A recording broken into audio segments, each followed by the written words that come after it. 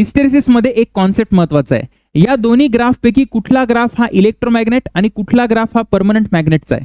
तर तुला एक गोष्ट लक्षात ठेवायची आहे की परमनंट मॅग्नेटमध्ये आपल्याला long term magnetic property hold करावं लागते. तसंच इलेक्ट्रोमॅग्नेटमध्ये शॉर्ट टर्म आपल्याला मॅग्नेटिक प्रॉपर्टी होल्ड करायचा आहे, कारण करंट झिरो झाला तर मॅग्नेटिक फील्ड लगेच झिरो झाली पाहिजे इलेक्ट्रोमॅग्नेटमध्ये. आता तुम्ही नीट लक्ष द्या. पहिल्या ग्राफमध्ये जर बघायला गेलं तर मी जर एच झिरो केला, सर एच झिरो करणे म्हणजे काय, तर एक्सटर्नल मॅग्नेटिक फील्ड जेव्हा मी झिरो केली तर त्यावेळेस माझा बी जो आहे तो नॉन झिरो आहे आणि ती हाय व्हॅल्यू आहे, म्हणजे पहिल्याची रिटेंटिव्हिटी जास्त आहे. त्याचबरोबर पहिल्या ग्राफची कोअर्सिव्हिटी पण जास्त आहे. सर कोअर्सिव्हिटी म्हणजे काय, मला आता निगेटिव्ह एच जास्त निगेटिव्ह व्हॅल्यू अप्लाय करावं लागेल या बी ला झिरो करायला.